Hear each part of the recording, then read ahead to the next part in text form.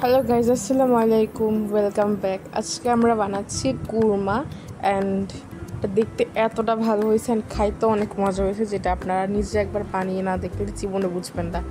So let's start. এখানে কুরমাটা করার জন্য যা যা লাগবে আপনারা একবার দেখে নিন। দেন একটা বললাম, এখানে 2টা মুরগির জন্য 1 চামচ লবণ আর 2 চামচ টক দই দিয়ে এটাকে ম্যারিনেট করে নিব এবং এটাকে আমি 10 মিনিট রেস্টে রেখে দেবো পরে। তারপর একটা প্যানে আমি এখানে পরিমাণ মতো তেল দিয়ে হাফ বাটির মতো পেঁয়াজ দিয়ে দিব বেরেস্তা করার জন্য, আর এখানে 1 চামচ ঘি দিয়ে দিব। পেঁয়াজ বেরেস্তা করা হয়ে গেলে আমি এখান থেকে হাফ পেঁয়াজ বেরেস্তা উঠিয়ে নিব, আর বাকিটা আমি রান্নায় ব্যবহার করব। তারপর এখানে আমি বাকি পেঁয়াজগুলো দিয়ে দিব ভাজার জন্য।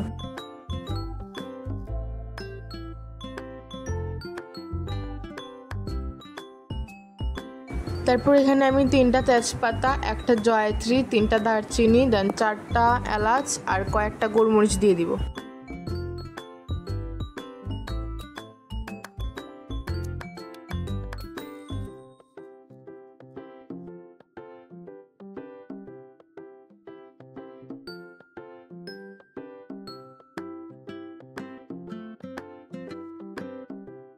দেন এখানে পেঁয়াজ বাটা 1 বাটি দিয়ে দিব।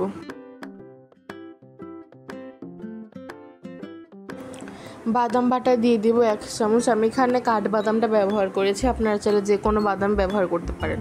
আর এখানে আমি 14টার মতো কাঠবাদাম ব্যবহার করছি।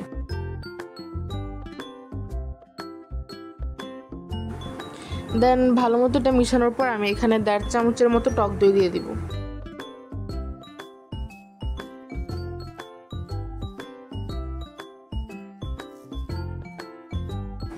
এ পর্যায়ে এসে আমি এখানে 1 চামচ আদা বাটা, 1 চামচ রসুন বাটা, 1 চামচ লবণ আর 1 চামচ ধনিয়া গুঁড়া দিয়ে ভালোভাবে কষিয়ে নিব। তারপর কালারের জন্য আমি এখানে 1 চামচ মরিচের গুঁড়া ব্যবহার করছি। তারপর এখানে আমি 4 কাপ দিয়ে হাফ কাপের মতো দুধ দিয়ে দিব। এখন কষানোর পর যখন দেখবেন তেলগুলো উপরে ভেসে আসছিল, তখন বুঝবেন কষানো শেষ আমাদের। এখন আমি এখানে মুরগিগুলো দিয়ে দিব।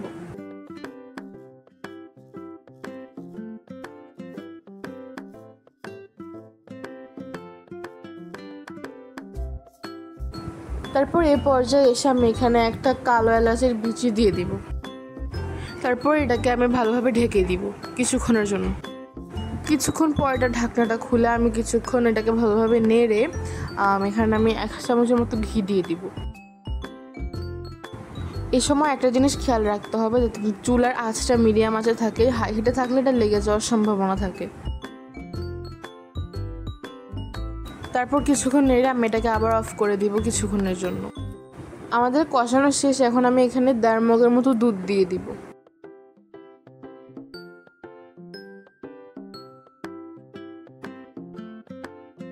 তারপর এখানে আমি কয়েকটা কাঁচামরিচও দিয়ে দিব।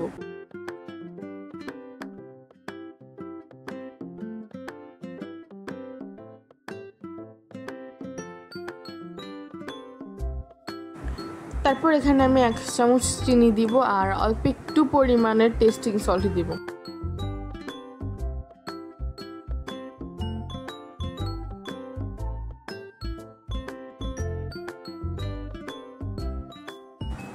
তারপর এখানে আমি পেঁয়াজ বেরেস্তাও দিয়ে দিব।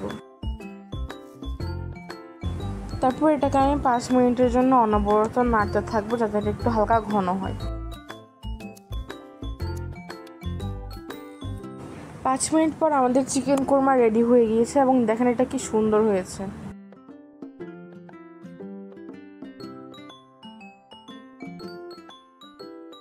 অ্যান্ড এই কুরমাটা পোলাওর সাথে সার্ভ করলে অনেক সুন্দর হয় এবং খেতেও দারুণ হয়। So that is for today. ভিডিওটা ভালো লাগলে লাইক, শেয়ার অ্যান্ড সাবস্ক্রাইব করতে ভুলবেন না। বাই।